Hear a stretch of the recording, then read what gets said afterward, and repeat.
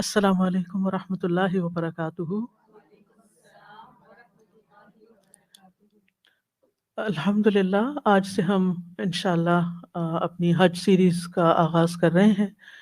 الحمدللہ جو بھی مسلمان گھرانے میں پیدا ہوتا ہے، ابتدا سے ہی اس کو نماز، روزہ، حج، زکوٰۃ ان سب چیزوں کے بارے میں کانسیپٹ دیا جاتا ہے، اور حج کرنا انسان اپنے لیے بہت باعث سعادت سمجھتا ہے۔ عبادت تو ہے ہی، لیکن اس عبادت میں ایک خاص خوشی اور ایک خوش قسمتی کی بات اپنے لیے سمجھتا ہے، اور خوش قسمت ہیں وہ لوگ جنہیں اللہ سبحانہ و تعالیٰ اپنے گھر کا مہمان بناتا ہے اور انہیں موقع عطا کرتا ہے۔ ہر مسلمان کے دل کے اندر ایک تڑپ اور ایک خواہش ضرور ہوتی ہے کہ وہ اپنے رب کے گھر کا دیدار کرے، اپنے رب کے گھر کا طواف کرے اور باقی مناسک ادا کرے۔ ہر مسلمان کے دل کی یہ خواہش اور یہ تمنا ایک بہت جینون تمنا ہوتی ہے، اور جو جا سکتے ہیں وہ تو جا سکتے ہیں، اور جو نہیں جا سکتے وہ جانے کے لیے ساری زندگی تڑپتے رہتے ہیں۔ تو بہرحال حج کے بارے میں انشاءاللہ تعالی ہم حج کیا ہے، اس کا فلسفہ کیا ہے، اس کے آداب کیا ہیں، اس کے ریچولز کیا ہیں، اس کے فائدے کیا ہیں، اور جو لوگ خاص طور پر جو لوگ اس سفر پر جا رہے ہوں ان کو کن چیزوں کا خیال رکھنا چاہیے۔ صرف ریچولز اور صرف مناسک ہی کے بارے میں نہیں سیکھنا چاہیے، بلکہ اس کے ساتھ ساتھ ان کی حکمتوں، ان کے فائدوں اور ان مقامات کی جو تاریخ ہے اس کے بارے میں بھی ضرور جاننا چاہیے۔ تو آج ہم انشاءاللہ حج کے تعارف سے بات شروع کریں گے۔ قرآن مجید میں اللہ سبحانہ وتعالیٰ سورۃ آل عمران میں فرماتے ہیں، إن أول بيت وضع للناس للذي ببكة مباركا وهدى للعالمين فيه آيات بينات مقام إبراهيم ومن دخله كان آمنا ولله على الناس حج البيت من استطاع إليه سبيلا ومن كفر فإن الله غني عن العالمين۔ بے شک پہلا گھر جو لوگوں کے لیے مقرر کیا گیا وہی ہے جو مکہ میں ہے، تمام جہان والوں کے لیے برکت اور ہدایت والا۔ اس میں واضح نشانیاں ہیں، مقام ابراہیم ہے، اور جو کوئی اس میں داخل ہوا امن والا ہو گیا۔ اور اللہ ہی کے لیے ان لوگوں پر بیت اللہ کا حج فرض ہے جو اس کی طرف جانے کی استطاعت رکھتے ہوں، اور جو کوئی اس کا انکار کرے تو یقیناً اللہ تمام جہان والوں سے بے نیاز ہے۔ حج ایک عظیم عبادت ہے جسے اللہ نے اپنے بندوں پر مقرر کیا ہے، اور یہ عبادت بہت سے دینی اور دنیاوی فائدوں کا مجموعہ ہے، یعنی صرف عبادت ہی نہیں، اس میں بہت سے فائدے بھی ہیں۔ اللہ سبحانہ و تعالیٰ نے اس عبادت کے ذریعے جہاں گناہوں اور نافرمانیوں کی معافی کا وعدہ کیا ہے، وہاں اسے جنت میں داخلے کا ذریعہ بھی بتایا ہے۔ حج ایک ایمانی اور روحانی تربیت کا سفر بھی ہے۔ اس میں انسان کو اپنا جائزہ لینے، اپنا محاسبہ کرنے، اپنے آپ کو پرکھنے کا موقع بھی ملتا ہے، اور اپنے ساتھ بے شمار اور لوگوں کو اللہ سبحانہ وتعالیٰ کی عبادت کرتے ہوئے دیکھ کر اپنی کوتاہیوں کا علم بھی ہوتا ہے۔ اس سفر سے انسان کو نفس کی پاکیزگی حاصل ہوتی ہے، تقوی حاصل ہوتا ہے، انسان ایک صحت مند اور پاکیزہ روح کے ساتھ واپس لوٹتا ہے۔ یہ دراصل اللہ کے راستے کا سفر ہے، سبیل اللہ ہے، شوق کا سفر ہے، محبت کا سفر ہے، عقیدت کا سفر ہے، اور اس کے ساتھ ساتھ اسلام کا ایک بنیادی رکن بھی ہے۔ یہ اللہ کی عبادت کا ایک بہترین ذریعہ اور طریقہ ہے، اور عبادات میں سب سے بڑی اجتماعی عبادت ہے۔ باقی عبادات ہم اجتماعی طور پر بھی ادا کرتے ہیں اور انفرادی طور پر، جیسے نماز ہے یا روزے ہیں، لیکن عبادت حج کی عبادت ایک اجتماعی عبادت ہے جس میں ہر منسک کو دوسروں کے ساتھ مل کر ادا کیا جاتا ہے۔ پھر اس کے ساتھ ساتھ یہ بدنی عبادت بھی ہے، مالی عبادت بھی ہے اور روحانی عبادت بھی ہے، اور اس میں انسان کے جذبات بھی ساتھ ساتھ چل رہے ہوتے ہیں، اور اسی لیے یہ ایک بہت افضل عبادت ہے۔ اس میں انسان اپنا وقت بھی لگاتا ہے، اپنے ملک و وطن کو بھی چھوڑتا ہے، ہجرت کا ثواب بھی پاتا ہے اور بہت سی قربانیاں کرتا ہے۔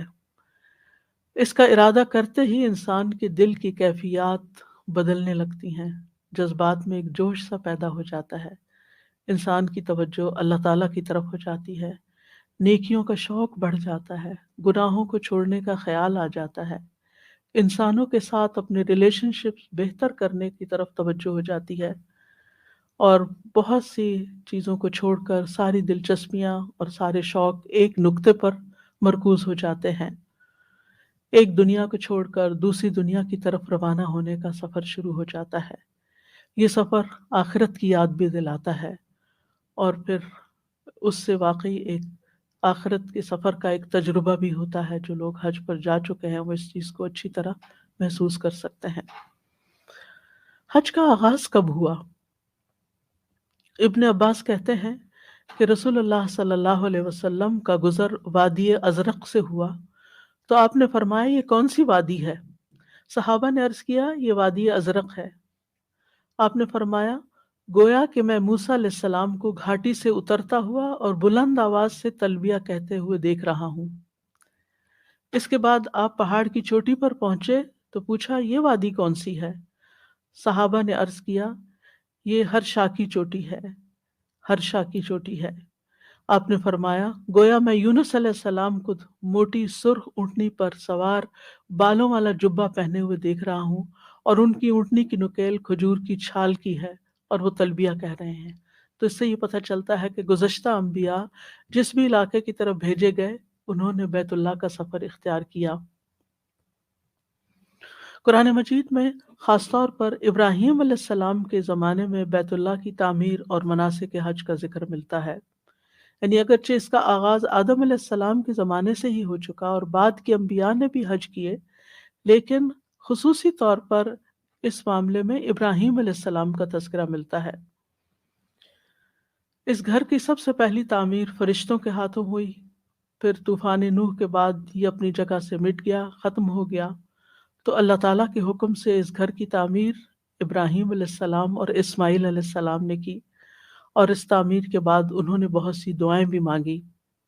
سورۃ البقرہ میں آتا ہے وَإِذْ يَرْفَعُ إِبْرَاهِيمُ الْقَوَاعِدَ مِنَ الْبَيْتِ وَإِسْمَاعِيلُ رَبَّنَا تَقَبَّلْ مِنَّا إِنَّكَ أَنْتَ السَّمِيعُ الْعَلِيمُ رَبَّنَا وَاجْعَلْنَا مُسْلِمَيْنِ لَكَ وَمِنْ ذُرِّيَّتِنَا أُمَّةً مُسْلِمَةً لَكَ وَأَرِنَا مَنَاسِكَنَا وَتُبْ عَلَيْنَا إِنَّكَ أَنْتَ التَّوَّابُ الرَّحِيمُ۔ اور جب ابراہیم اور اسماعیل علیہ السلام اس گھر کی بنیادیں اٹھا رہے تھے، یعنی بنیادیں تو موجود تھی، بنیادوں کے اوپر تعمیر کر رہے تھے، اصلی بنیادوں پر جو اللہ تعالیٰ نے مقرر کر دی تھی اور جو فرشتوں کے ہاتھوں بنی تھی، انہوں نے دعا کی کہ اے ہمارے رب ہم سے قبول فرما، یقیناً تو سب کی سننے اور جاننے والا ہے۔ یعنی اللہ کا گھر بنانے کے بعد بھی انہیں فکر تھی اس کی قبولیت کی، اس بات کا کوئی غرور نہیں تھا کہ ہم نے اتنا بڑا کام کیا، بلکہ اس بات کی فکر تھی کہ اللہ تعالیٰ اس کو قبول فرما لیں۔ اے ہمارے رب ہم دونوں کو اپنا فرما بردار بنا، اور ہماری نسلوں میں سے بھی اپنے فرما بردار اٹھا، ہماری نسلوں میں سے بھی اپنی فرما بردار امت اٹھا، اور ہمیں اپنی عبادت کے طریقے سکھا، اور ہمیں معاف فرما، تو بڑا معاف کرنے والا اور رحم کرنے والا ہے۔ جب ابراہیم اور اسماعیل علیہ السلام نے اس گھر کی تعمیر کر لی تو اللہ سبحانہ وتعالیٰ نے ابراہیم علیہ السلام کو حج کا اعلان کرنے کا حکم دیا۔ سورۃ الحج میں آتا ہے وَأَذِّن فِي النَّاسِ بِالْحَجِّ يَأْتُوكَ رِجَالًا وَعَلَى كُلِّ ضَامِرٍ يَأْتِينَ مِنْ كُلِّ فَجٍّ عَمِيقٍ، اور لوگوں میں حج کا اعلان کر دو، وہ تمہارے پاس پیدل اور دبلے اونٹوں پر ہر دور کی گھاٹی سے آئیں گے۔ یعنی ظاہر ہے کہ ایک لک و دک صحرا تھا، وہاں کوئی انسان زیادہ نہیں بستے تھے، ایک جرہم قبیلہ تھا، اور چند افراد کی آبادی تھی، اور آس پاس بھی کوئی ایسا شہر آباد نہیں تھا. تو ابراہیم علیہ السلام کو اس بات کی فکر ہوئی کہ گھر تو تیار ہو گیا لیکن یہ آباد کیسے ہوگا. تو اللہ سبحانہ تعالیٰ نے حکم دیا کہ لوگوں کو پکاریے، وہ آئیں گے، آپ اپنا کام کیجئے، اللہ سبحانہ تعالیٰ لوگوں کو لے کر آئیں گے. اور واقعی یہ ہر انسان کے اوپر اس میں سیکھنے کا سبق یہی ہے کہ ہمیں اپنی ذمہ داری اور اپنا فرض پورا کرنے کی فکر کرنی چاہیے. باقی جہاں تک لوگوں کا معاملہ ہے تو وہ اللہ سبحانہ تعالیٰ ان کے دلوں میں ڈالتا ہے. تو بہرحال اس حکم الہی کے بعد حج کا باقاعدہ آغاز ہو گیا، اور پھر حضرت ابراہیم علیہ السلام اور اسماعیل علیہ السلام اور ہاجرہ علیہ السلام کے مختلف جو اعمال تھے ان کو مناسک حج میں شامل کر لیا گیا. اسماعیل علیہ السلام کی قربانی اور ہاجرہ علیہ السلام کا صفا اور مروہ کے درمیان دوڑنا، اور پھر اسماعیل علیہ السلام کے پاؤں کی رگڑ سے زمزم کا نکلنا، یہ ساری چیزیں حج کے لوازمات میں شامل ہو گئیں. تو بہرحال اس آیت میں جو بات فرمائی گئی ہے، ان اول بیت وضع للناس للذی ببکۃ، یعنی سب سے پہلا گھر جو لوگوں کے لیے اللہ کی عبادت اور اطاعت کے لیے بنایا گیا تھا وہ مکہ میں تھا. بکہ یعنی مکہ کو بکہ بھی کہا جاتا ہے، اور مشہور قول کے مطابق بکہ مکہ کے ناموں میں سے ہی ایک نام ہے. اور یہ بھی کہا جاتا ہے کہ یہ یہاں آ کر سارے ظالموں، جابروں اور بڑوں کی گردنیں جھک جاتی ہیں، اور ہر ایک اپنی عاجزی اور خاکساری کا اظہار کرتا ہے. تو اس لیے اس جگہ کو بکہ یعنی گردن توڑ یا گردنوں کو جھکا دینے والی جگہ کہا جاتا ہے. بہرحال سب سے پہلی عبادت گاہ جو خالصتاً اللہ کی توحید پر مبنی ہے وہ مکہ میں یہی بیت اللہ شریف ہے، اور یہ سب سے پہلی مسجد بھی ہے. ابو ذر کہتے ہیں میں نے پوچھا ہے اللہ کے رسول صلی اللہ علیہ وسلم زمین میں سب سے پہلی مسجد کون سی بنائی گئی؟ آپ نے فرمایا مسجد حرام. میں نے پوچھا پھر کون سی؟ آپ نے فرمایا مسجد اقصی. یہ جگہ کیسی جگہ ہے؟ مکہ مبارکن، مبارک ہے، اور وہدن، ہدایت کا باعث ہے. کس کے لیے؟ للعالمین، سارے جہان والوں کے لیے، صرف مکہ والوں کے لیے نہیں، سب کے لیے. اگر دیکھا جائے تو مکہ کی برکتیں بے شمار ہیں. اس شہر میں محمد صلی اللہ علیہ وسلم کی پیدائش ہوئی، یہاں پر اللہ سبحانہ تعالیٰ نے ان پر وحی نازل کی، یعنی آخری وحی جو ہے، یعنی آخری نبی محمد صلی اللہ علیہ وسلم کی نبوت اور رسالت کا یہ مرکز رہا، اور پھر یہاں دین مکمل ہوا. اور اس کو مبارک اس لیے بھی کہا جاتا ہے کہ یہ وہ جگہ ہے جہاں ہر وقت عبادت ہوتی رہتی ہے، یعنی ہر وقت لوگ اللہ کے آگے جھکے رہتے ہیں، اور پھر اس میں عبادت کا ثواب کئی گنا زیادہ ہوتا ہے. جیسا کہ آپ جانتے ہیں کہ یہاں ایک نماز کا ثواب اور اجر جو ہے وہ 1,00,000 نمازوں کے برابر ہے. یہ دنیا میں کسی اور جگہ نماز پڑھنے سے اتنا اجر و ثواب یا اتنی برکت حاصل نہیں ہوتی. پھر اسی طرح باقی بھی نیکی کے جو کام یہاں کیے جاتے ہیں، جیسے صدقہ خیرات کیا جاتا ہے یا روزہ رکھا جاتا ہے یا قربانی کی جاتی ہے، تو وہ ساری عبادات باقی جگہوں پر کرنے سے زیادہ افضل ہیں، یعنی اس میں خیر اور ثواب اور برکت زیادہ ہوتی ہے. پھر اسی طرح یہ ہے کہ یہاں پر انسان جب مسجد کی طرف چل کے جاتا ہے اور پھر یہ کہ طواف کرتا ہے یا اعتکاف کرتا ہے یا وہاں بیٹھ کے قرآن پڑھتا ہے، تو یہ سارے اعمال انسان کے درجات کی بلندی کا ذریعہ بھی بنتے ہیں اور ساتھ ساتھ گناہوں کی معافی کا ذریعہ بھی بنتے ہیں. پھر اسی طرح یہ ہے کہ یہ فقر و فاقہ کو دور کرنے والی جگہ ہے، بابرکت جگہ.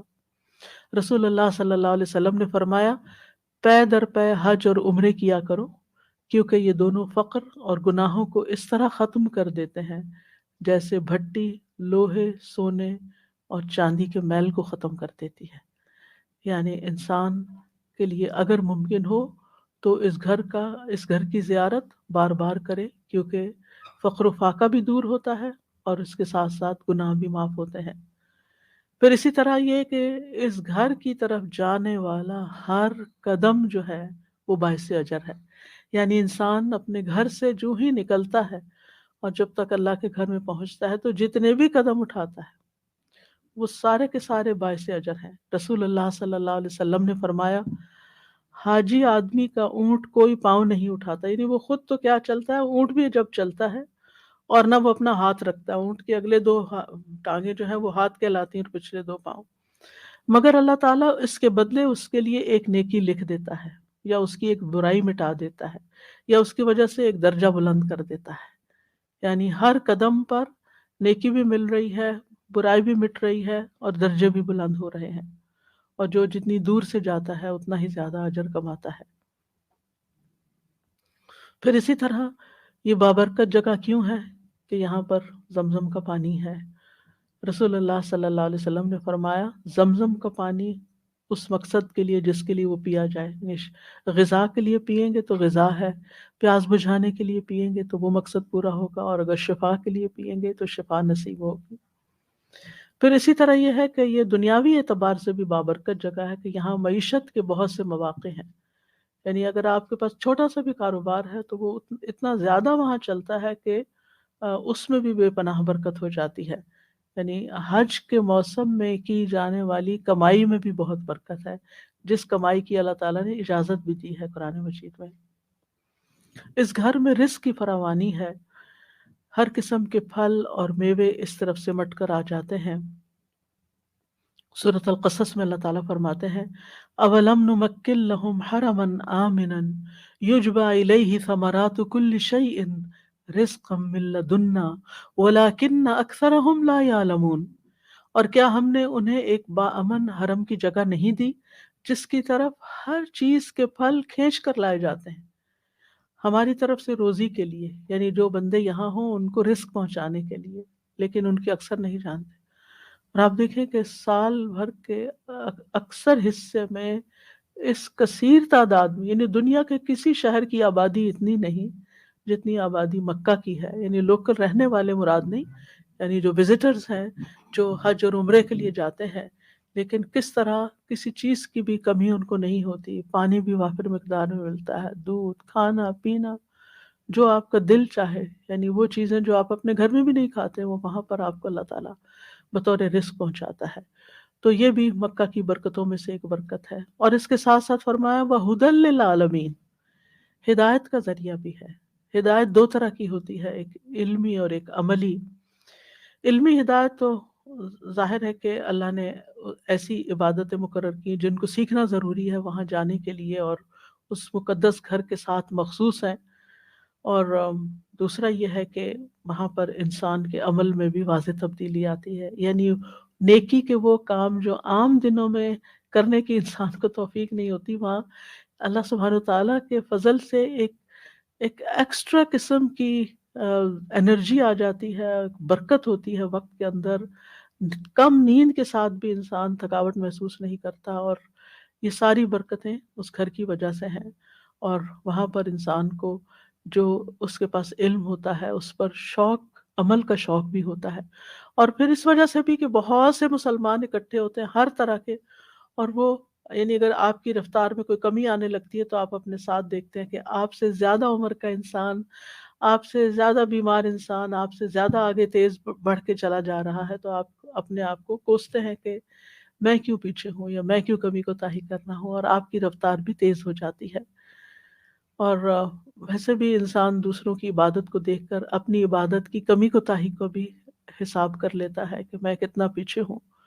بعض اوقات لوگوں کے دعائیں مانگنے کا انداز، لوگوں کے نوافل، سجدے، رکوع، رونا، خشوع، یہ ساری چیزیں دوسرے انسانوں کو، پاس کھڑے انسانوں کو متاثر کرتا ہے۔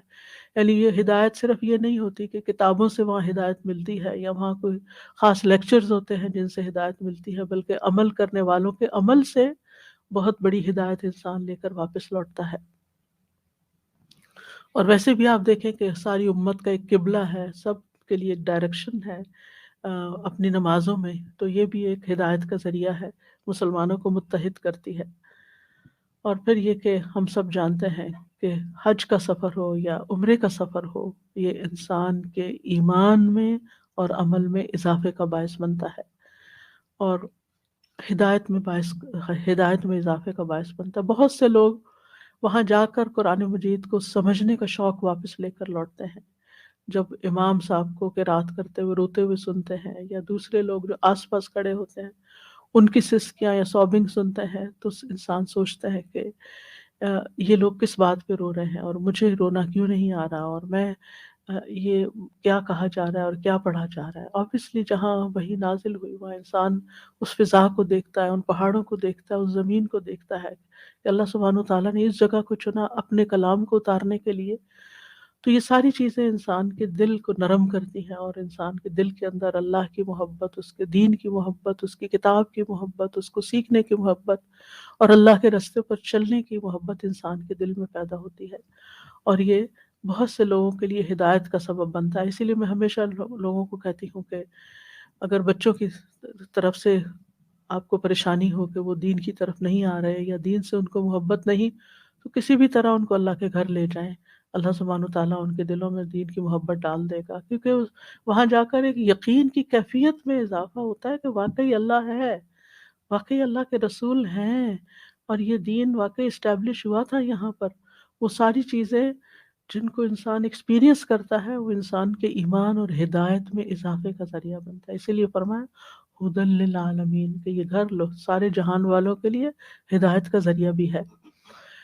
کیوں؟ اس لیے کہ فیہ آیات بینات مقام ابراہیم، اس میں بہت سی واضح نشانیاں ہیں، یعنی ایسی نشانیاں ہیں جنہیں لوگ دیکھ سکتے ہیں، جان سکتے ہیں، یقین کر سکتے ہیں کہ کس طرح یہ ایک چٹیل میدان میں یہ گھر تعمیر کیا گیا، اور کس طرح اللہ تعالیٰ نے اس کو آباد کر دیا، اور کس طرح معجزانہ طور پر ان پتھروں کے اندر اللہ تعالیٰ نے ایک ایسا چشمہ جاری کیا جو ہزاروں سال سے پانی نکال رہا ہے اور اس کا پانی ختم نہیں ہو رہا۔ یہ ایک بہت بڑا معجزہ ہے، اور صرف یہاں وہاں کے لوگ نہیں، یعنی میں نہیں سمجھتی کہ جو مکہ میں حج عمرے کے لیے خاص طور پر جاتے ہیں وہ کوئی اپنا دن گزارتے ہیں زمزم پیے بغیر۔ ہر شخص مسجد جاتے ہوئے واپسی پہ زمزم کی بھیڑ لگی ہوتی ہے، بھر بھر کے بھی لے جا رہے ہوتے ہیں، اور اس کو سعادت سمجھتا، اور پھر واپس اپنے اپنے وطن لوٹتے ہوئے، یعنی دنیا کے کس ملک میں زمزم نہیں پہنچا، کوئی اور پانی اتنا زیادہ آگے پیچھے نہیں گیا۔ تو یہ کتنی بڑی نشانی ہے کہ کس طرح یہ چشمے کا پانی ختم ہونے کو نہیں آتا۔ پھر اسی طرح یہ ہے کہ عرب پورے کا پورا بدامنی کا شکار تھا، اور کس طرح اللہ تعالیٰ نے اس گھر کو امن والا بنایا، اور پھر یہ کہ یہاں کے پتھریلے اور بے آب و گیاہ وادی میں اللہ نے کس طرح رزق پہنچایا، کہ تجارت کا ذریعہ اس جگہ کو بنایا اور لوگوں کے رزق کمانے کا ذریعہ بنایا، یعنی ایک مرکزی تجارتی منڈی کی حیثیت مکہ اختیار کر گیا تھا حج کے اس منسک کی وجہ سے۔ اور پھر دنیا میں پائے جانے والے مختلف طرح کے پھل اور غلے، اور یعنی کون سی چیز جو آسمان کے نیچے اگتی ہے اور پھر یا پیدا ہوتی ہے یا بنتی ہے اور وہ آپ کو وہاں نہ ملے، اللہ سبحانہ وتعالیٰ ہر طرح کے رزق کا بندوبست کرتے ہیں۔ پھر اسی طرح خاص طور پر مقام ابراہیم کی یہاں بات کی گئی، وہ پتھر جس پر ابراہیم علیہ السلام نے کھڑے ہو کر اس گھر کی تعمیر کی تھی، اور اس پر وہ قدموں کے نشان بھی موجود ہیں، جو انسان اپنی آنکھوں سے دیکھتا ہے تو اس کے یقین میں اضافہ ہوتا ہے۔ سبحان اللہ، واقعی یہ اللہ کا گھر ہی ہے، اور اللہ تعالیٰ نے ان کو بھی، ان نشانات کو بھی پریزرو کیا ہوا ہے، اور قرآن مجید میں اس کا ذکر بھی کیا گیا۔ پھر اسی طرح صفا مروہ کی پہاڑیاں ہیں، اور پھر کس طرح ان کے درمیان حضرت حاجرہ دوڑی تھی، اور پھر کس طرح مقام ابراہیم کے پاس نماز پڑھنے کا حکم دیا گیا، وَاتَّخِذُوا مِن مقام ابراہیم مصلی۔ نبی صلی اللہ علیہ وسلم نے فرمایا حجر اسود اور مقام ابراہیم، یعنی یہ پتھر جنت کے یاقوت ہیں، اگر بنی آدم کی خطاؤں اور گناہوں نے اسے نہ چھوا ہوتا تو مشرق اور مغرب کے درمیان جو کچھ ہے وہ اسے روشن کر دیتے، اور جو مریض اور معذور اسے چھوتا اسے شفا دے دی جاتی۔ یعنی یہ دونوں پتھر جنت کے پتھر ہیں، سیاہ کیوں ہوئے ہیں؟ لوگوں کے گناہوں کی وجہ سے، یعنی وہ ہاتھ لگاتے تھے تو وہ ان کے رنگ بدلتے گئے، اور اگر یہ سیاہ نہ ہوتے تو جہاں یہ پورے جہان میں روشنی کرتے، وہاں لوگوں کے لیے شفا کا باعث بھی بنتے ہیں۔ پھر فرمایا وَمَن دَخَلَهُ كَانَ آمِنًا، جو اس حرم میں داخل ہوا وہ امن میں آ جاتا ہے، یعنی یہ امن کا گہوارہ ہے۔ سورۃ البقرہ میں آتا ہے وَإِذْ جَعَلْنَا الْبَيْتَ مَثَابَةً لِلنَّاسِ وَأَمْنًا، اور جب ہم نے اس گھر کو لوگوں کے لیے لوٹ کر آنے کی جگہ اور سراسر امن بنا دیا۔ سعدی کہتے ہیں اللہ نے اپنے اس محترم گھر کو لوگوں کے بار بار لوٹنے کی جگہ قرار دی، یعنی یہ ہو نہیں سکتا کہ جو ایک دفعہ جائے اس کا دل بھر جائے کہ بس اب آئندہ میں نے کبھی نہیں آنا۔ وہ ہمیشہ یہ دعائیں مانگ کر آتا ہے کہ اللہ تعالیٰ پھر آپ جلد دوبارہ بلائیں۔ تو کیوں؟ تاکہ وہ اپنے دینی اور دنیاوی فائدوں کو حاصل کریں۔ وہ اس کی طرف بار بار آتے ہیں اور وہاں بار بار جانے کے باوجود ان کا دل نہیں بھرتا۔ امن کی جگہ ایسی کہ جہاں انسانوں کو تو امن ہے ہی، وہاں جنگلی جانوروں اور درختوں تک کو بھی امن حاصل ہے کہ ان کو بھی کوئی نہیں چھیڑ سکتا۔ اہل جاہلیت جو تھے وہ اس جگہ کا اتنا احترام کرتے تھے کہ اگر حرم کے اندر اپنے باپ کے قاتل کو بھی دیکھ لیتے تو اس سے بدلہ نہیں لیتے تھے، اس کو چھوڑ دیتے تھے جب تک کہ وہ اس جگہ سے باہر نہیں آ جاتا تھا۔ تو اسلام کے آنے کی وجہ سے اس جگہ کی حرمت، عظمت اور شرف اور تقریب میں اور زیادہ اضافہ ہو گیا۔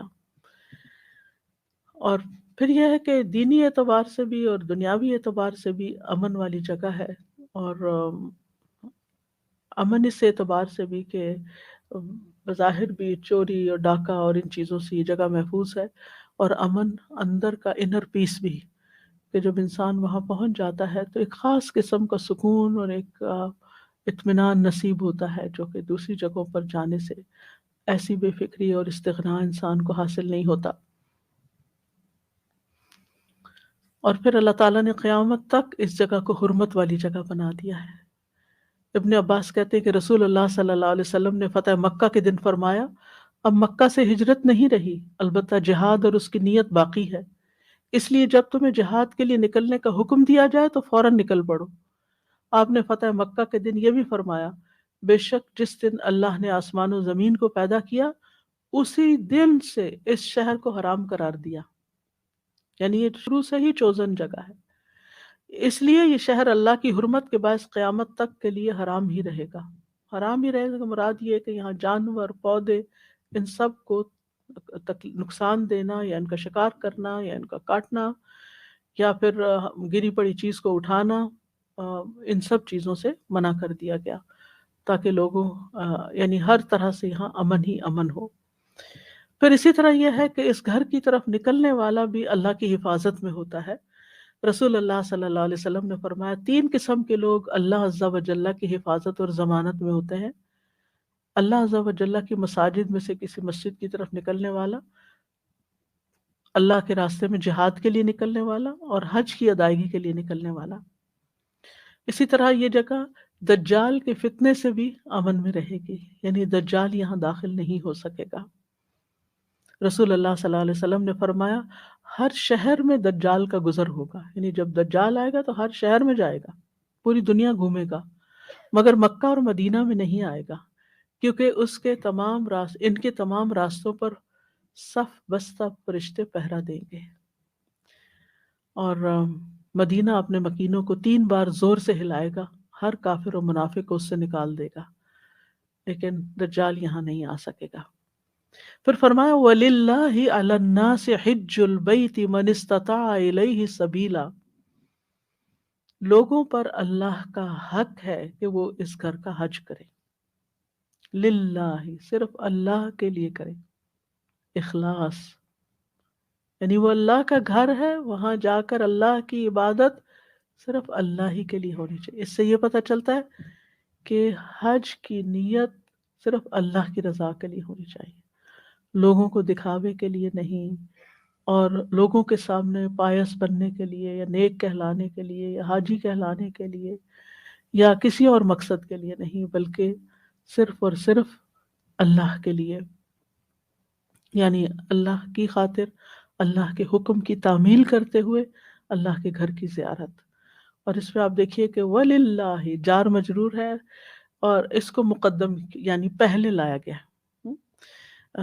یعنی اس سے یہ پتہ چلتا ہے کہ حج اور عمرے کا جو اصل مقصد ہے وہ اللہ تعالیٰ کی خوشی حاصل کرنا ہے، خوشنودی حاصل کرنا ہے، اللہ کی رضا پانا ہے، اللہ تعالیٰ کو منانا ہے، اللہ تعالیٰ کا قرب حاصل کرنا ہے، اللہ تعالیٰ کی عبادت، اللہ تعالیٰ کے حکم کی تعمیل کرنا ہے.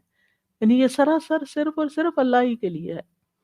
سورۃ البقرہ میں بھی آتا ہے وَأَتِمُّ الْحَجَّ وَالْعُمْرَةَ لِلَّهِ، حج اور عمرہ اللہ ہی کی خاطر اختیار کرو. وَمَا أُمِرُوا إِلَّا لِيَعْبُدُوا اللَّهَ مُخْلِصِينَ لَهُ الدِّينَ. انہیں تو یہی حکم دیا گیا کہ خالصتاً اللہ ہی کے لیے دین کو خالص کرتے ہوئے اس کی عبادت کریں، کیونکہ اللہ سبحانہ وتعالیٰ صرف خالص عمل کو ہی قبول کرتا ہے.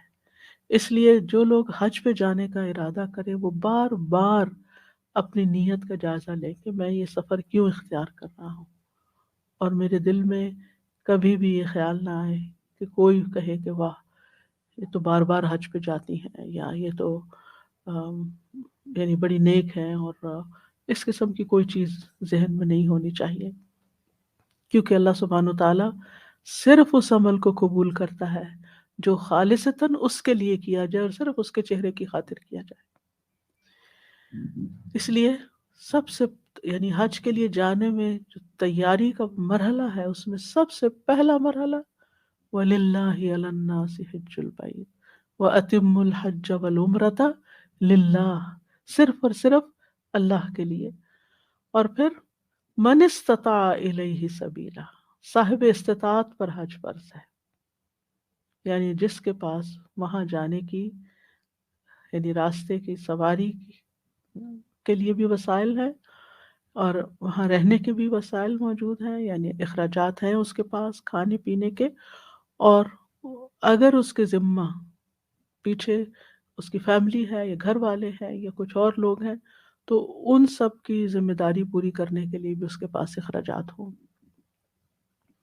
اسی طرح یہ کہ راستہ بھی پرامن ہو اور صحت اور تندرستی کے لحاظ سے بھی انسان وہاں جانے کے قابل ہو، اور عورت کے لیے محرم کا ہونا بھی ضروری ہے. تو بہرحال حج ایک فریضہ ہے، فرض عبادت ہے جو سب پر فرض نہیں، صاحب استطاعت لوگوں پر فرض ہے، اور یہ زندگی میں ایک بار فرض ہے. ایک شخص نے آپ سے سوال کیا کہ کیا ہر سال فرض ہے؟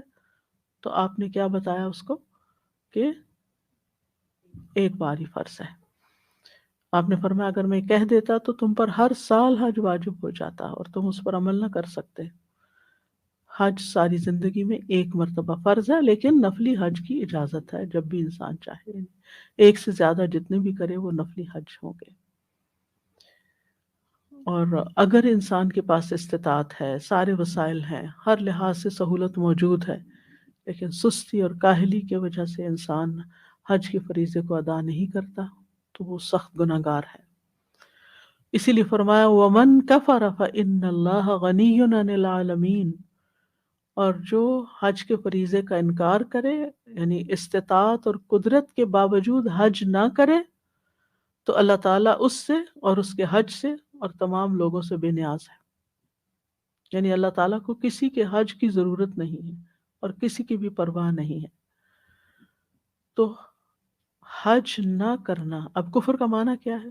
ایک ہے کفران نعمت، یعنی جو شخص حج کی فرضیت کا قائل ہے، طاقت بھی ہے، لیکن بیت اللہ کا حج نہیں کرتا، وہ کفران نعمت کا مرتکب ہوتا ہے، ناشکری کا مرتکب ہوتا ہے. لیکن اگر وہ فرضیت کا انکار ہی کر دیتا ہے کہ یہ میں نہیں مانتا حج وج کوئی چیز ہے، پھر وہ دین سے نکل جاتا ہے، پھر وہ کفر اکبر کا شکار ہوتا ہے.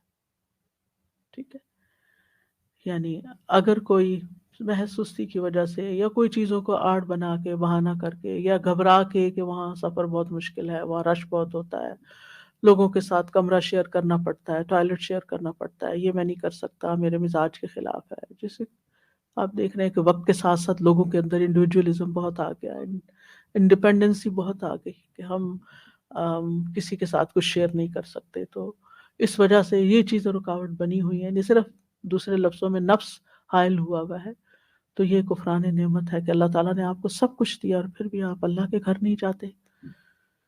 تو اس آیت میں بیسیکلی حج کی فرضیت کا تاکیدی حکم ہے، یعنی حج کوئی ہالیڈیز نہیں ہے، حج ایک فرض کی ادائیگی کا ذریعہ ہے۔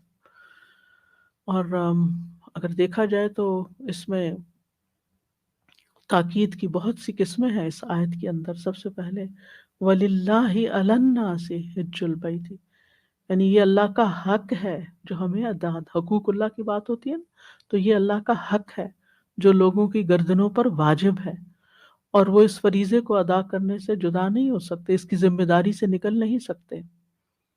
اور پھر آپ دیکھیں کہ مزید نصیحت ہے، من استطاع الیہ سبیلا، اس میں مزید تاکید ہے۔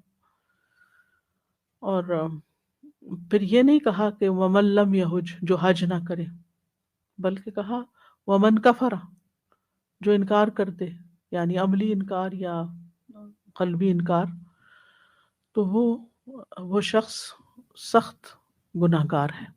تو اس لیے انسان کو اگر اس کے پاس وسائل ہیں تو پہلی فرصت میں اپنے فریضے سے دستبردار ہو جانا چاہیے۔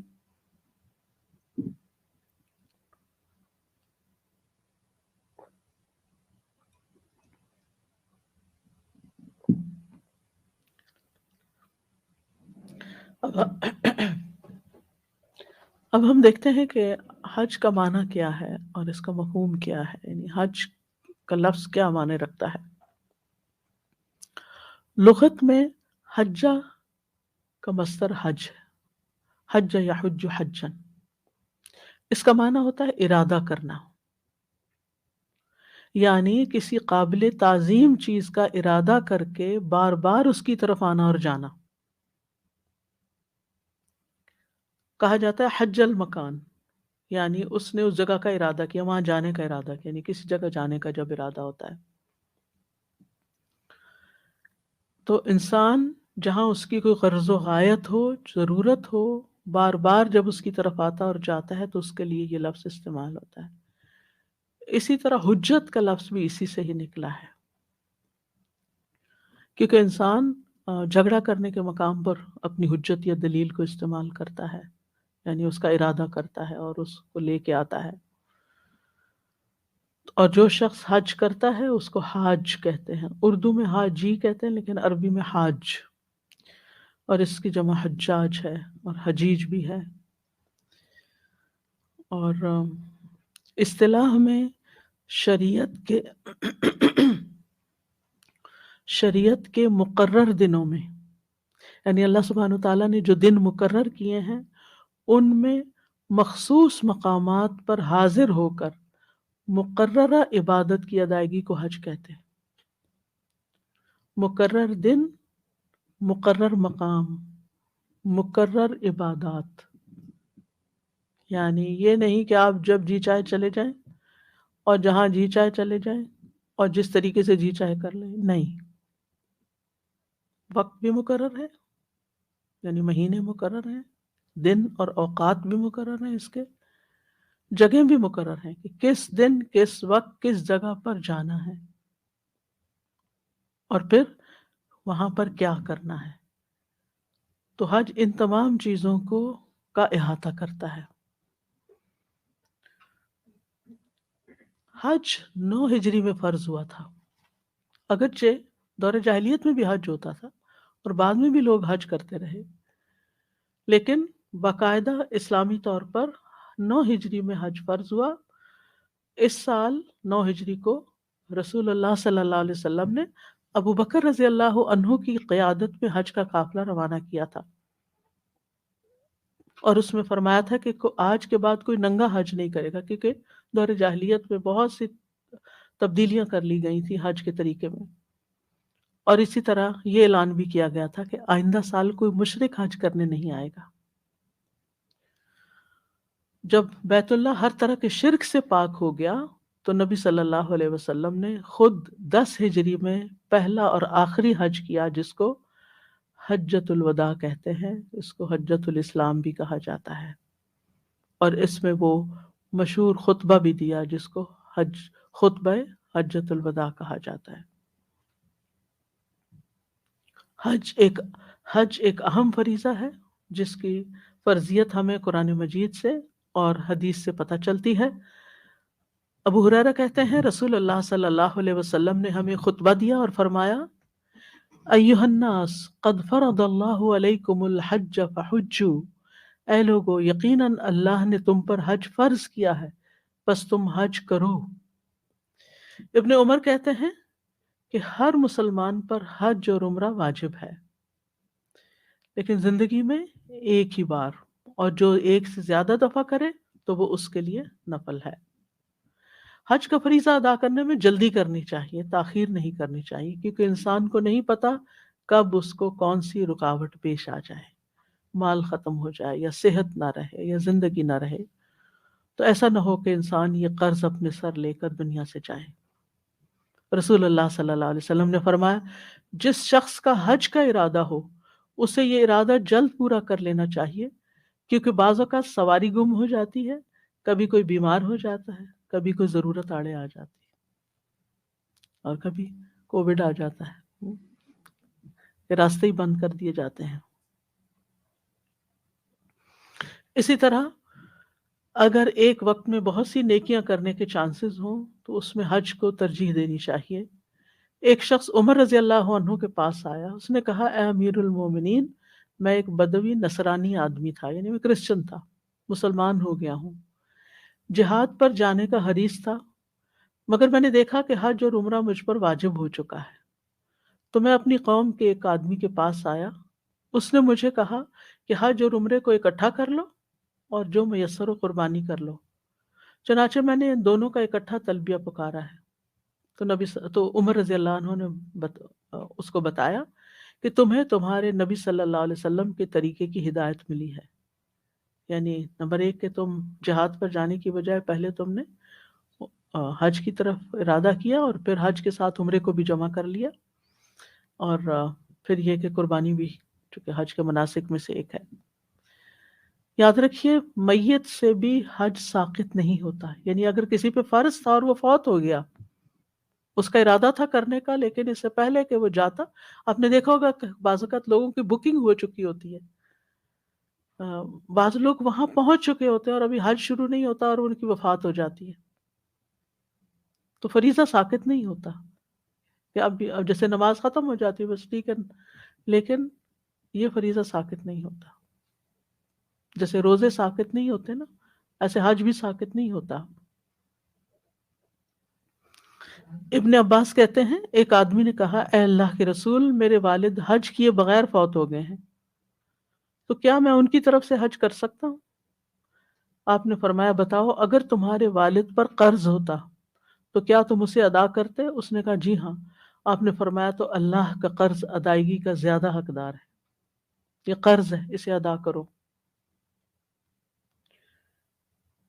بہت سے لوگ صاحب استطاعت ہونے کے باوجود طرح طرح کے عذر پیش کرتے ہیں، ابھی بچوں کی تعلیم پوری ہو جائے، بیٹیوں کی شادی ہو جائے پھر حج کریں گے۔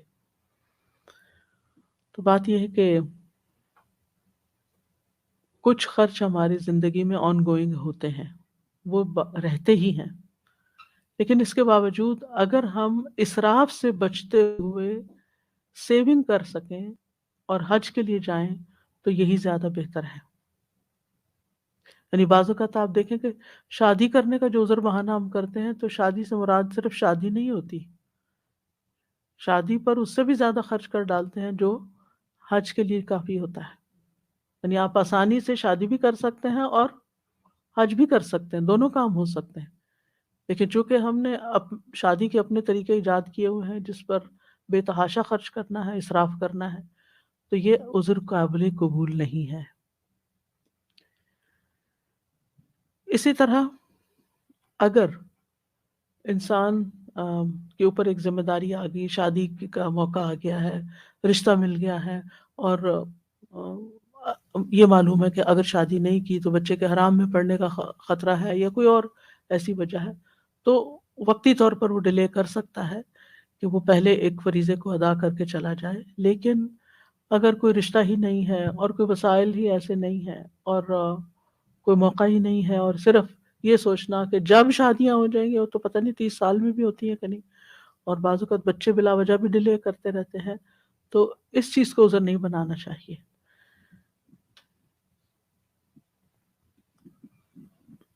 کیونکہ حج اسلام کے بنیادی ارکان میں سے ہے، اس پر یہ دین کا ایک پلر ہے۔ صاحب استطاعت کا دین مکمل نہیں ہوتا جب تک وہ اس رکن کی ادائیگی نہیں کر لیتا، تو اس لیے اس معاملے میں کوتاہی نہیں کرنی چاہیے۔ ابن عمر کہتے ہیں رسول اللہ صلی اللہ علیہ وسلم نے فرمایا اسلام کی بنیاد 5 چیزوں پر ہے: اس بات کی گواہی دینا کہ اللہ کے سوا کوئی معبود نہیں، اور یہ کہ محمد صلی اللہ علیہ وسلم اللہ کے رسول ہیں، نماز قائم کرنا، زکوٰۃ ادا کرنا، حج کرنا اور رمضان کے روزے رکھنا۔ پھر اسی طرح یہ اسلام کی ایک مضبوط رسی ہے، یعنی جس نے اس کو پکڑ لیا اس نے اسلام کو گویا مضبوطی سے پکڑ لیا۔ براء ابن عازب کہتے ہیں ایک مرتبہ ہم رسول اللہ صلی اللہ علیہ وسلم کے پاس بیٹھے ہوئے تھے کہ آپ نے پوچھا اسلام کی کون سی رسی سب سے زیادہ مضبوط ہے؟ صحابہ نے عرض کیا نماز۔ آپ نے فرمایا بہت خوب، اور کیا ہے؟ عرض کیا زکوٰۃ۔ فرمایا بہت خوب، اور کیا ہے؟ صحابہ نے عرض کیا رمضان کے روزے۔ آپ نے فرمایا بہت خوب، اور کیا ہے؟ صحابہ نے کہا حج، یعنی جب تک حج کا ذکر نہیں کیا آپ نے ان کو چھوڑا نہیں۔ پھر اسی طرح یہ ہے کہ یہ ایک مسلمان کی پہچان بھی ہے۔ ابن عمر کہتے ہیں وہ نبی صلی اللہ علیہ وسلم سے جبریل کے سوال کے بارے میں روایت کرتے ہیں جو انہوں نے اسلام کے بارے میں کیا تھا، تو آپ نے فرمایا اسلام یہ ہے کہ تم اس بات کی گواہی دو کہ اللہ کے سوا کوئی معبود نہیں، اور بلا شبہ محمد صلی اللہ علیہ وسلم اللہ کے رسول ہیں، اور یہ کہ تم نماز قائم کرو، زکوٰۃ ادا کرو، حج کرو اور عمرہ کرو، غسل جنابت کرو، مکمل وضو کرو، رمضان کے روزے رکھو۔ انہوں نے کہا جب میں یہ کام کر لوں تو کیا میں مسلمان ہو گیا؟ آپ نے فرمایا ہاں۔ پھر اسی طرح یہ ہے کہ صحابہ جو تھے وہ حج کو بڑی نیکیوں میں شمار کیا کرتے تھے۔ ابو ہریرہ کہتے ہیں رسول اللہ صلی اللہ علیہ وسلم نے فرمایا ایک مسلمان غلام جب اللہ کا اور اپنے آقا کا حق ادا کرے تو اس کے لیے 2 اجر ہیں۔ ابو ہریرہ کہتے ہیں اس ذات کی قسم جس کے قبضے میں ابو ہریرہ کی جان ہے، اگر جہاد فی سبیل اللہ، حج اور اپنی ماں کے ساتھ حسن سلوک آڑے نہ آئے تو میں اس بات کو پسند کرتا کہ مجھے موت آئے اس حال میں کہ میں غلام ہوں، کیونکہ اس کے لیے دگنا اجر ہے ان تمام چیزوں کو فرض ادا کرنے کا۔ پھر اسی طرح یہ ہے کہ صحابہ حج کو بہت بڑی نیکی شمار کیا کرتے تھے۔ ایک شخص ابو موسیٰ اشعری کے پاس آیا، کہنے لگا ابو موسیٰ میں حج کا عمل یعنی کہ میں حج کا عمل انجام دیتا رہتا تھا، یعنی میں پہلے حج کرتا رہتا تھا اور اب میں کمزور اور بوڑھا ہو گیا ہوں، کوئی ایسا عمل ہے جو اس کے برابر ہو؟ یعنی اب میں حج پہ نہیں جا سکتا تو کوئی اور کام کر لوں تاکہ نیکی کے جو حریص ہوتے تھے۔ ابو موسیٰ نے کہا کیا تم طاقت رکھتے ہو کہ تم اسماعیل کی اولاد سے 70 مومن غلام آزاد کر دو؟ جہاں تک وہاں جا کر پڑاؤ کرنا اور وہاں سے کوچ کرنا ہے یعنی حج کے لیے، تو میں اس کے برابر اور اس جیسا کوئی عمل نہیں پاتا۔ یعنی کچھ اور اس کا یعنی جو مشقت وہاں جا کر انسان کرتا ہے اور جو مال خرچ کرتا ہے اور جو عبادات وہاں کرتا ہے وہ یعنی مل جل کر اتنا بڑا عمل بن جاتے ہیں کہ اس کے ایکول پھر کوئی اور نیکی نہیں بنتی۔ طاؤس سے پوچھا گیا کہ فرض حج کے بعد نفلی حج کرنا افضل ہے یا خالی صدقہ کرنا؟ انہوں نے کہا کہ کہاں مکہ میں جا کر پڑاؤ کرنا، پھر کوچ کرنا، راتوں کو جاگنا، مشقت اٹھانا، بیت اللہ کا طواف کرنا، اس کے پاس نماز پڑھنا، عرفہ میں وقوف کرنا، کنکریاں مارنا، اور کہاں کوئی اور عمل؟ یعنی اس جیسا عمل تو نہیں ہو سکتا، یہ سب کچھ تو وہیں ہوتا ہے، اور ان میں سے ایک ایک جو ہے وہ بہت اجر کا باعث ہے۔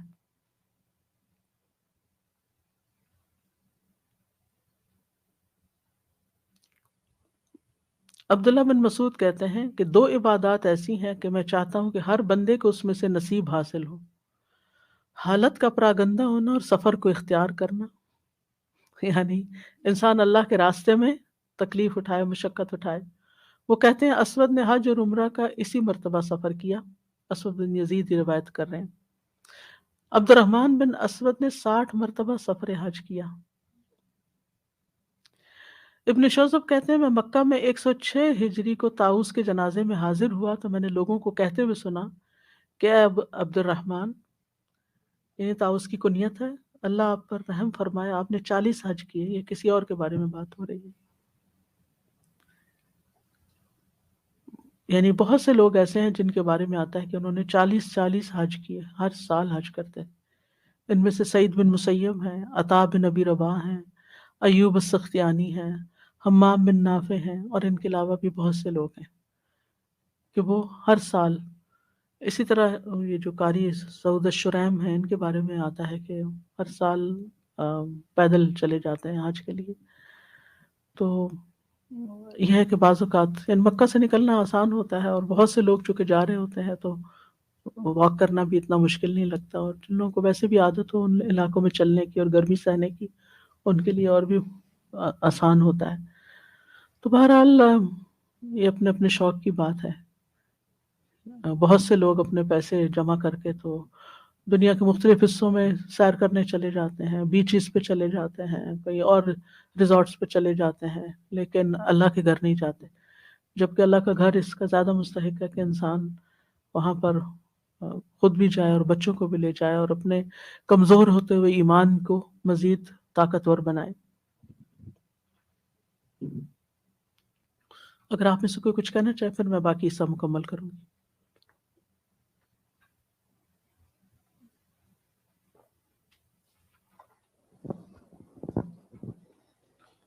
السلام علیکم سر. الحمد للہ، اللہ کا شکر آج اتنا سے بیٹھے ہیں، آپ سامنے بیٹھے ہیں. سر ایک کوشچن یہ پوچھنا تھا کہ جیسے دو آپ نے تھا نا کفر اصغر یعنی سستی کی وجہ سے، اور ایک تھا کہ جو حج کا سرے سے انکار کر دے. تو اس میں جیسے کچھ ریزنز آپ نے بتائی کہ اگر جیسے لوگ کہتے ہیں کہ انڈیویجولزم اور اس طرح کی چیزیں، اب اگر کوئی ایسا ریزن ہو جیسے کوئی بچے کہتے ہیں کہ جی اپنی ایجوکیشن کی وجہ سے، یا مطلب کوئی مس ہو جائے گا، ہم 2 چھٹیاں زیادہ کر لیں گے اور اس وجہ سے وہ نہیں جائیں، تو وہ کیا؟ بچوں پہ تو عام طور پہ فرض بھی نہیں ہوتا نہیں نا، مطلب کیونکہ جن کا وہ خود فرض کماتے نہیں ہیں. اچھا یعنی والدین پہ لازم نہیں ہے کہ وہ بچوں کو حج کرائیں، ٹھیک ہے نا.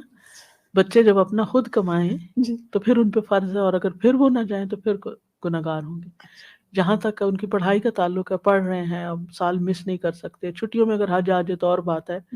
تو وہ اگر والدین ان کو اپنی طرف سے گفٹ کر رہے ہیں تو وہ ٹھیک ہے، چلے جائیں. لیکن یہ ہے کہ اگر وہ نہیں جاتے تو کفران نعمت نہیں ہے. اور سر جی ایک اور کوشچن تھا کہ جیسے آپ نے کہا نا کہ کچھ جس انسان کا مطلب کسی کی طرف سے ہم حج جیسے کر سکتے ہیں، جیسے حج بدل جیسے کہہ دیں، اگر کسی کوئی ایسا جیسے رشتہ دار ہو جس کی کوئی اپنی انٹینشن نہ ہو حج کرنے کی، تو اس کے لیے ہم پھر کر سکتے ہیں کہ نہیں کر سکتے؟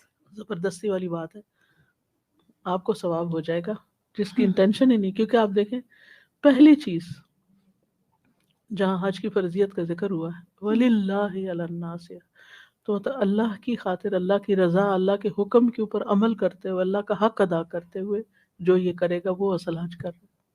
تو جب تک وہ شامل نہ ہو تو اس وقت تک حج ادا نہیں ہوتا. اگر کوئی شخص بغیر نیت کے ایسے گھومنے پھرنے چلا جائے کہ میں دیکھ کے آتا ہوں وہاں کیا ہوتا ہے، وہ ساری جگہوں پہ پھر کے آئے، حج نہیں ہوگا اس کا. جی جزاک اللہ خیر. یعنی اس کا فریضہ ادا نہیں ہوگا جس کی اپنی کوئی انٹینشن ہی نہیں. جی السلام علیکم استاذہ جی. کچھ لوگوں کو یہ سنا ہے کہتے ہوئے کہ اگر رمضان میں ہم نے عمرہ کر لیا تو اس کا مطلب ہے کہ حج کا ثواب ہے. ثواب تو ہوگا، ثواب حج کا ہے لیکن حج ادا نہیں ہوا، فرض نہیں. جی فرض ادا نہیں ہوا. رمضان میں عمرہ نبی صلی اللہ علیہ وسلم کے ساتھ حج کرنے کے برابر ہے، لیکن اس کا یہ مطلب نہیں کہ آپ کا حج ادا ہو گیا. استاذہ جی ایک اور سوال ہے، اگر بہن جا رہی ہوں حج پہ اور ساتھ ان کے ہسبینڈ ہوں تو دوسری بہن ساتھ جا سکتی ہیں؟ وہ بہنوئی محرم ہو سکتے اگر ہیں گروپ یا بڑا ہو تو، اگر گروپ بڑا ہے. جی جزاک. کہ اگر کسی نے بڑے پیسے جمع کر کے حج کے لیے تیاری کی تھی، سب کچھ ہوا، لیکن وہ کسی وجہ سے رک گیا، وہ پیسہ بھی کہیں ختم ہو گیا، کیونکہ پیسے جب جمع کرا دیتے ہیں تو وہ آدھے واپس کرتے ہیں، آدھے نہیں کرتے، تو پھر دوبارہ اس کے لیے پیسہ جمع کیا جا سکتا ہے یا اس کو دیا جا سکتا ہے گفٹ، یا وہ کیسے جائے؟ کیونکہ وہ ان کے حالات ایسے نہیں کہ بھئی ہاں دوبارہ. دوسرے لوگ اس کی مدد کر سکتے ہیں، آگے آئے گا انشاءاللہ. دیکھیں ایک بڑا مزیدار قصہ آ رہا ہے کہ اچھا اوکے. السلام علیکم استاد. First of all welcome back. ماشاء اللہ بہت دل خوش ہوا. استاد جی 2 چیزیں دل کو بہت اثر کی. ایک تو جیسے آپ نے شروع میں فرمایا نا کہ اللہ سبحانہ تعالیٰ نے حکم دیا کہ آپ بلائیں, لوگ آئیں گے. ان کو لگ رہا تھا کہ تو ویران ہے, کون آئے گا. تو ایسے جب ہم کوئی کورسز وغیرہ یہاں پہ اسٹارٹ کرتے ہیں تو ہم اتنے ڈبل مائنڈیڈ ہوتے ہیں, پتہ نہیں ہمیں کرنا چاہیے اسٹارٹ کہ نہیں, کیا آئے گا کہ نہیں آئے گا. تو وہ اتنی اچھی بات ہے لگی کہ آپ شروع کریں, آپ اپنا کام کریں, باقی انشاءاللہ اللہ سبحانہ تعالیٰ کی مدد ہو جائے گی. اور دوسرے استاد جی اتنا موٹیویشنل تھا, ورنہ تو ہم یہ سمجھ رہے تھے کہ ایک دفعہ والا ہر حج کر لیا فرض والا, بس عمرہ کرتے جاؤ. تو سبحان اللہ 80 70 40 حج انہوں نے, اور پھر یہ والی احادیث کے کوئی ہے ہی نہیں ہے اس کے برابر کی نیکی, تو کوئی ہے ہی نہیں ہے. تو بہت زیادہ موٹیویشنل. جزاکم اللہ خیر. جزاک اللہ. حج کی فضیلت کے بارے میں کئی ایک احادیث بھی ہیں.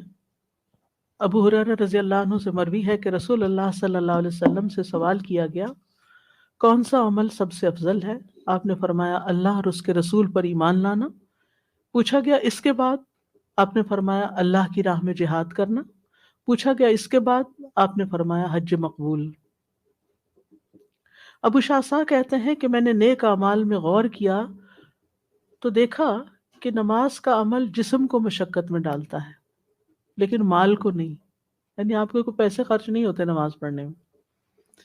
روزہ بھی ایسے ہی ہے, آپ روٹین میں بھی کھاتے ہیں تو آپ تھوڑا وقت سے پہلے کھا لیتے ہیں, ناشتے سے پہلے یعنی سحری کر لیتے ہیں. جبکہ حج دونوں کو مشقت میں ڈالتا ہے, یعنی آپ کے جسم کو بھی اور آپ کے مال کو بھی. تو کہہ لیں گے اس بنا پر میرا خیال ہے کہ حج سب سے افضل ہے. پھر یہ سبیل اللہ میں سے ہے, اللہ کے راستے میں.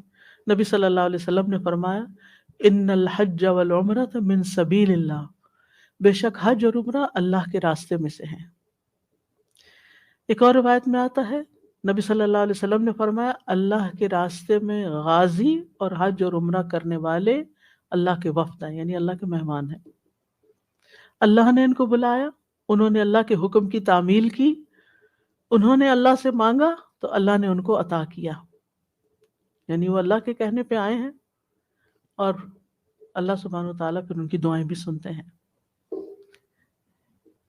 حج کرنے والے کی دعائیں قبول ہوتی ہیں. رسول اللہ صلی اللہ علیہ وسلم نے فرمایا حج کرنے والے اور عمرہ کرنے والے اللہ کے وفد ہیں, اگر وہ اس سے دعا مانگے تو اللہ ان کی دعا قبول فرمائے گا, اور اگر وہ اس سے بخشش طلب کرے تو اللہ تعالیٰ ان کو بخش دے گا. یعنی اگر اللہ سے معافی مانگتے ہیں, گناہوں کی بخشش طلب کرتے ہیں تو اللہ تعالیٰ ان کو معاف فرما دیتا ہے. حدیث میں آتا ہے وَأَنَّ الْحَجَّ يَهْدِمُ مَا كَانَ قَبْلَهُ, حج گزشتہ سارے گناہوں کو مٹا دیتا ہے. انسان حج کر کے ایسے لوٹتا ہے جیسے ماں کے پیٹ سے بچہ جنم لیتا ہے اور بے گناہ ہوتا ہے, لیکن اس کے لیے شرط ہے کہ وہاں کوئی بےہودہ یا گناہ کی بات نہ کرے. حاجی کو معاف کرنا اللہ کے ذمہ ہے.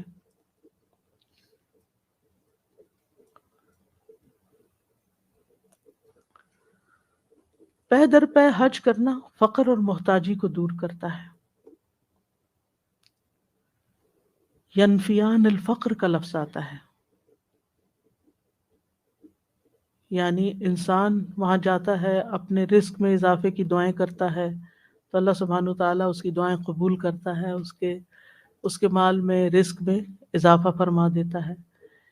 یا یہ ہے کہ اس کے جو فقر و فاقہ یا محتاجی مال کی بھی ہوتی ہے, اور اس کے علاوہ بھی کچھ چیزوں کی انسان کی ضروریات ہوتی ہیں زندگی میں, وہ دعائیں بھی قبول ہوتی ہیں تو اللہ تعالیٰ اس کے دل کو ایک استغنا عطا کرتا ہے. پھر اسی طرح یہ ہے کہ انسان کے بہت سے بوجھ اس سے ہلکے ہو جاتے ہیں جب انسان وہاں جا کر دعائیں کرتے ہوئے اپنے معاملات اللہ تعالیٰ کے سپرد کرتا ہے. ابو غالب کہتے ہیں مجھے ابن عباس نے کہا ہمیشہ اس بیت اللہ کی طرف آنا جانا رکھو, یعنی آتے جاتے رہو. پس اگر تم ہمیشہ اس گھر کی طرف آتے جاتے رہو گے تو تم اللہ کو اس حال میں ملو گے کہ تم پر بوجھ کم ہوگا, یعنی گناہوں کا بوجھ کم ہوگا, یعنی وہاں جانے کی وجہ سے گناہ مٹتے رہیں گے. اسی طرح کمزور لوگوں، بوڑھوں اور عورتوں کا جہاد ہے یہ حج۔ رسول اللہ صلی اللہ علیہ وسلم نے فرمایا بچے، بوڑھے، کمزور اور عورت کا جہاد حج اور عمرہ کرنا ہے۔ حضرت عائشہ نے رسول اللہ صلی اللہ علیہ وسلم سے سوال کیا، یا رسول اللہ کیا عورتوں پر جہاد فرض ہے؟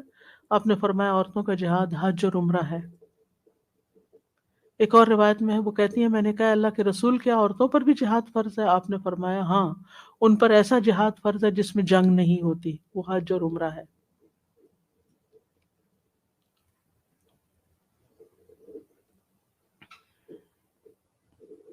پھر اسی طرح اس فریضے کی ادائیگی میں جو انسان کو راستے میں کوئی تکلیف پہنچ جاتی ہے، کوئی بیماری لگ جاتی ہے، کوئی نشان لگ جاتا ہے، تو ان کی بھی بڑی فضیلت ہے۔ نبی صلی اللہ علیہ وسلم نے فرمایا اللہ کے نزدیک 2 قطروں اور 2 نشانوں سے زیادہ محبوب کوئی چیز نہیں۔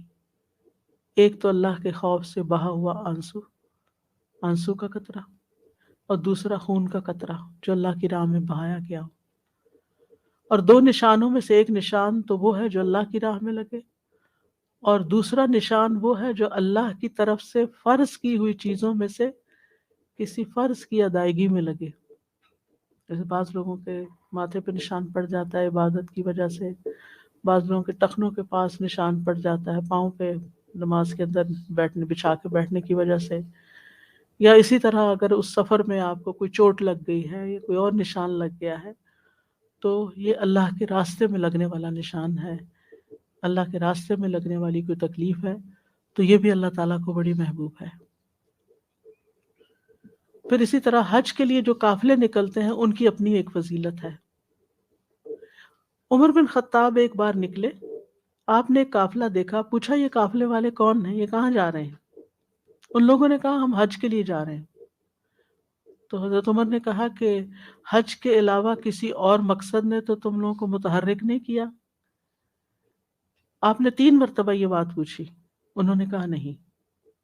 عمر بن خطاب کہتے ہیں اگر یہ قافلے والے جان لیں کہ وہ اپنی سواریاں کس ہستی کے در پہ بٹھا رہے ہیں، یعنی کہاں جا رہے ہیں، تو ان کی آنکھیں ٹھنڈی ہو جائیں۔ اس فضیلت کو حاصل کرنے کے بعد جو بخشش کے بعد ان کو ملنی ہے، یعنی اللہ کے گھر جا کر جو ان کی بخشش ہونی ہے، اگر ان کو پتہ چل جائے، وہ نظر آ جائے، تو اس سے بڑھ کر ان کے لیے خوشی کی کوئی بات نہ ہو۔ قسم ہے اس ذات کی جس کے ہاتھ میں عمر کی جان ہے، اونٹنی اپنا تلوا نہیں اٹھاتی اور نہ رکھتی ہے، مگر اللہ اس پر سوار حاجی کا ایک درجہ بلند کر دیتا ہے، اس کا ایک گناہ گرا دیتا ہے۔ اس سواری کے پاؤں اٹھانے یا رکھنے کی وجہ سے ایک نیکی لکھی جاتی ہے۔ بیٹھا وہ اونٹنی پر ہے اور وہ چل رہی ہے، گناہ بیٹھنے والے کے مٹ رہے ہیں، درجے اس کے بلند ہو رہے ہیں۔ اسی طرح جو لوگ جہاز پہ جاتے ہیں، جہاز اٹھتا ہے کہاں تک میلوں اوپر جاتا ہے، اور اسی طرح نیچے اترتا ہے، اور پھر گاڑیوں پہ سواری کرتے ہیں، اور ایک ایک قدم وہ یعنی کہ چل رہی ہوتی ہیں ساری چیزیں، اور پیدل بھی، یعنی ممکن ہی نہیں کہ حج میں انسان پیدل نہ چلے، کچھ نہ کچھ کہیں نہ کہیں اس کو چلنا ہی پڑتا ہے۔ پھر اسی طرح اگر کوئی حج کی نیت سے نکلتا ہے اور اس کی وفات ہو جاتی ہے تو اس کے لیے قیامت کے دن تک حج کرنے والے کا ثواب لکھ دیا جاتا ہے۔ آپ نے فرمایا جو شخص حج کے ارادے سے نکلے اور اس میں موت آ جائے تو اللہ تعالیٰ اس کے لیے قیامت کے دن تک حج کرنے والے کا ثواب لکھ دیتا ہے، اور جو شخص عمرے کے ارادے سے نکلے اور اسے راستے میں موت آ جائے تو اللہ تعالیٰ اس کے لیے قیامت کے دن تک عمرہ کرنے والے کا ثواب لکھ دیتا ہے۔ یعنی ایسا ہی ہے جیسے وہ سارا وقت عمرے میں رہا۔ اور جو شخص جہاد کے ارادے سے نکلے اور راستے میں موت آ جائے تو اللہ اس کے لیے قیامت کے دن تک جہاد کرنے والے کا ثواب لکھ دیتا ہے۔ دوران حج اگر کوئی فوت ہو جائے تو قیامت کے دن تلبیہ پکارتے ہوئے اٹھے گا۔ ابن عباس کہتے ہیں، بخاری کی روایت ہے، ایک شخص رسول اللہ صلی اللہ علیہ وسلم کے ساتھ عرفہ میں ٹھہرا ہوا تھا، وہ اپنی سواری سے گر گیا تو سواری نے اس کو کچل دیا۔ رسول اللہ صلی اللہ علیہ وسلم نے فرمایا اس کو پانی اور بیری کے پتوں سے غسل دو اور اسے 2 کپڑوں میں کفن دو، نہ تو اسے خوشبو لگاؤ نہ اس کے سر کو چھپاؤ، یقیناً اللہ اس کو قیامت کے دن اس حال میں اٹھائے گا کہ یہ لبیک پکار رہا ہوگا.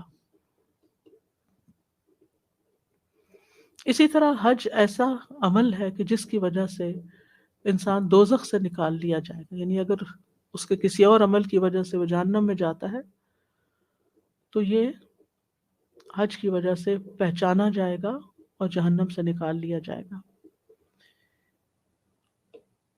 حج کرنے والے کے لیے جنت کا وعدہ ہے. رسول اللہ صلی اللہ علیہ وسلم نے فرمایا 5 اعمال ایسے ہیں جو ان کو ایمان کے ساتھ بجا لایا جنت میں داخل ہوگا. جس نے 5 نمازوں کی، ان کے وضو، ان کے رکوع اور سجود اور ان کے اوقات کے ساتھ حفاظت کی، رمضان کے روزے رکھے، اور اگر زیادہ راہ کی طاقت رکھتا ہو تو بیت اللہ کا حج کیا اور خوش دلی کے ساتھ زکوٰۃ ادا کی، تو یہ اعمال جنت میں لے جانے والے ہیں.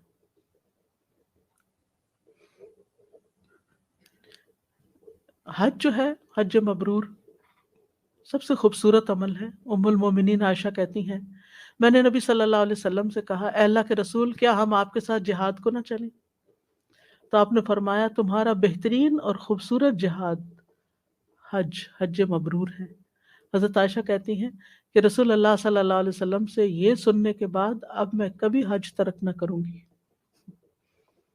یعنی قرآن مجید میں جہاد کے اتنے فائدے اور اتنا ثواب اور اتنا اجر بیان کیا گیا ہے کہ ظاہر ہے کہ خواتین بھی جب قرآن پڑھتی ہیں تو ان کے دل میں ایک خواہش پیدا ہوتی ہے کہ کاش ہم بھی اس میں سے کچھ کر سکتے. تو نبی صلی اللہ علیہ وسلم نے اس کا پیرالل بتایا، تو اس کے بعد انہوں نے کہا کہ اگر یہ ایسا ہی ہے تو پھر میں کبھی نہیں چھوڑوں گی اس کو. اور حج مبرور کیا ہوتا ہے؟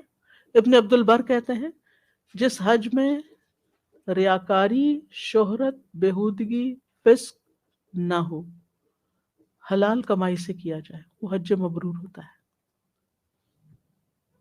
یعنی ایسا حج کہ جس میں نہ ریاکاری ہو، نہ شہرت کی طلب ہو، نہ حرام کام، گناہ کے کام، لڑائی جھگڑا، ایسی کوئی چیز نہ ہو، اور حلال کمائی سے کیا جائے.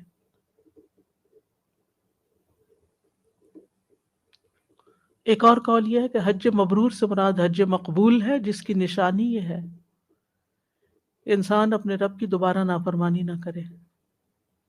یعنی حج سے پہلے جن گناہوں میں پڑا ہوتا واپس آ کے ان کو دوبارہ نہ کرے اور حقدار کو ان کے حقوق پہنچائے.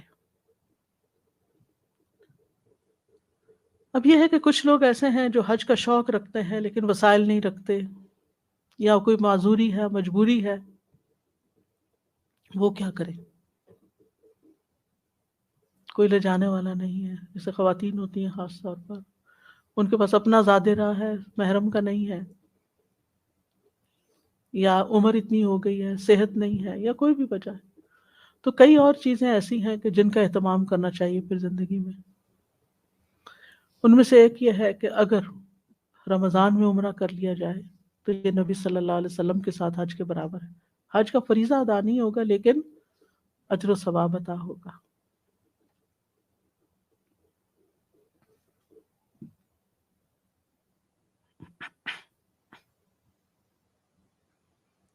ایک روایت ہے بہت خوبصورت. ابو طلیق کہتے ہیں میری بیوی ام طلیق میرے پاس آئی، کہنے لگی ابو طلیق حج کی تیاری کرو. ان کے پاس ایک اونٹ اور ایک اونٹنی تھی. وہ اونٹنی پر حج کرتے اور اونٹ کو جہاد کے لیے استعمال کرتے تھے. اس نے ان سے اونٹ کا مطالبہ کیا تاکہ وہ حج کر سکے. تو انہوں نے کہا تم جانتے نہیں کہ میں نے اسے اللہ کی راہ کے لیے وقف کر دیا ہے، یعنی فی سبیل اللہ دے دیا میں نے. اس نے کہا حج بھی اللہ کی راہ میں آتا ہے. یعنی بیوی نے کہا آپ مجھے دے دیں، اللہ آپ پہ رحم کرے. انہوں نے کہا میں نہیں چاہتا کہ میں تمہیں دوں. کہنے لگی اچھا پھر تم مجھے اونٹنی دے دو، خود اونٹ پر حج کر لو. انہوں نے کہا میں تجھے خود پر ترجیح نہیں دوں گا. اس نے کہا تو پھر کوئی خرچ وغیرہ ہی دے دو. کہنے لگے میرے پاس اتنا مال نہیں جو میرے اور میرے اہل و عیال کی ضرورت سے زائد ہو کہ میں تمہیں دے دوں. اس نے کہا اگر تم مجھے دو گے تو اللہ تمہیں بہترین اجر عطا کرے گا، بہترین بدلہ عطا کرے گا. وہ کہتے ہیں جب میں نے اس کا بھی انکار کر دیا تو اس نے کہا جب آپ رسول اللہ صلی اللہ علیہ وسلم کے پاس جائیں تو آپ ان کو میرا سلام کہنا، اور جو میں نے آپ کو کہا ہے آپ ان کو بتا دینا. وہ کہتے ہیں کہ میں رسول اللہ صلی اللہ علیہ وسلم کے پاس گیا، آپ کو اس کا سلام پہنچایا، یعنی بیوی کا، اور ام تلیق کی ساری باتیں بتا دی. آپ نے فرمایا ام تلیق سچی ہے، اگر تو اسے اونٹ دے دیتا تو وہ اللہ ہی کی راہ میں ہوتا، اگر اونٹنی دے دیتا تو تم دونوں اللہ کی راہ میں ہوتے، اگر تم اسے کوئی خرچ دیتے تو اللہ تمہیں بہترین بدل عطا کرتا. یعنی ایون انسان اگر اپنی بیوی کو یا ماں اپنے بیٹے کو یا کسی بہن کو یا کسی کا خرچ کم ہو گیا ہے اس کو بھی اگر انسان اس معاملے میں سپورٹ کرتا ہے تو اللہ تعالیٰ تمہیں اس کا بہترین بدل عطا کرے. اللہ تعالیٰ بہترین بدل عطا کرتا ہے. یعنی دنیا میں وہ مال کم نہیں ہوتا، اللہ تعالیٰ لوٹا دیتا ہے، اور آخرت کا اجر تو ہے ہی. میں نے کہا اللہ کے رسول، وہ آپ سے یہ سوال کر رہی تھی کہ کون سا عمل آپ کے ساتھ حج کرنے کے برابر ہے، یعنی نبی صلی اللہ علیہ وسلم کے ساتھ. آپ نے فرمایا رمضان میں عمرہ کرنا. یعنی آپ نے تو ایک ہی دفعہ حج کیا تھا، تو پھر اب دوبارہ تو موقع ایسا آ نہیں سکتا تھا. اس کے بعد حج کے 2 مہینے کے بعد آپ کی وفات ہو گئی تھی. تو بہرحال صحابیات بھی اتنی سمجھدار تھیں اور اتنی عقل اور رائے رکھتی تھیں اور اپنے حق کے لیے مختلف دلائل دے سکتی تھی. لڑائی جھگڑا نہیں ہے، لیکن یہ کہ انسان کی اگر کسی نیک کام کے لیے کوئی خواہش ہے اور دوسرا اس کے لیے کچھ کر سکتا ہے تو اس کو کنونس کرنا چاہیے. لوگ اپنے دنیاوی مطلب کے لیے، جیسے بچے آپ کے ساتھ ضد کر کے گاڑی چاہیے، فون چاہیے، تو کیسے کیسے دلائل لاتے ہیں اور آپ کو بہرحال کنونس کر ہی لیتے ہیں کہ آپ ان کو کچھ نہ کچھ ان کا ساتھ دیں، کچھ نہ کچھ ان حصہ ڈالیں آپ. تو اسی طرح انسان کو اپنے دینی حق کے لیے بھی بات کرنی چاہیے. یہ نہیں کہ اگر کسی نے ایک دفعہ انکار کر دیا تو کہا چلو ٹھیک ہے ہماری قسمت میں ہی نہیں. اللہ تعالیٰ بھی بندے کا شوق دیکھتا ہے کہ بندہ کیا چاہتا ہے، اس کی کیا حسرت ہے. اسی طرح حاجی کو کوئی سامان دینا یا اس کی غیر موجودگی میں اس کے گھر والوں کی خبر گیری کرنا. زید بن خالد جوہنی کہتے ہیں کہ رسول اللہ صلی اللہ علیہ وسلم نے فرمایا جس نے غازی یا حاجی کو سامان مہیا کیا یا اس کی غیر موجودگی میں اس کے اہل و عیال کی خبر گیری کرتا رہا یا روزہ دار کو روزہ افطار کرایا تو اس کے لیے بھی انہی کے برابر ثواب ہوگا. یعنی اگر کوئی کسی کا روزہ افطار کرا دیتا ہے تو پورے روزے کا اجر پا لیتا ہے.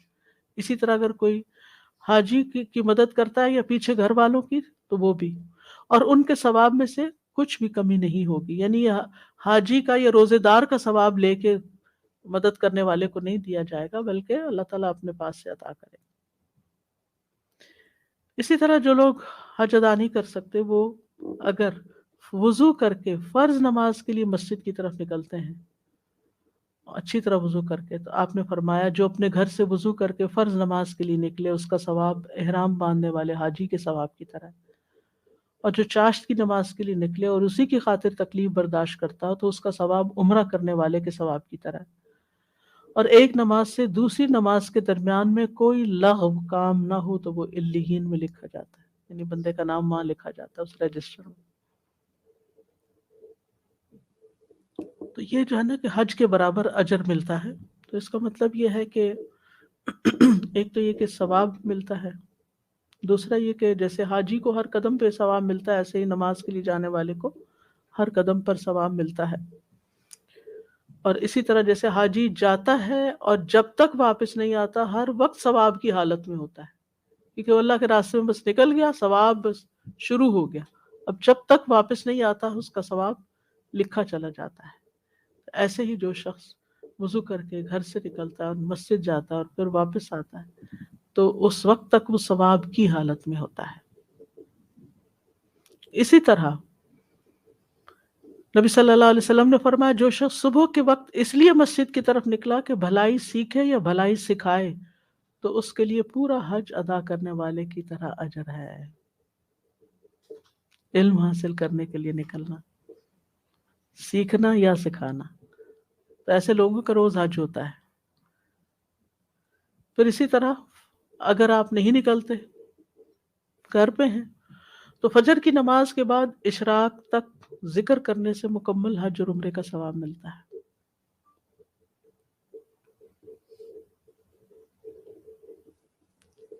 رسول اللہ صلی اللہ علیہ وسلم نے 3 بار فرمایا پورا پورا پورا پورا پورا حج اور اجر.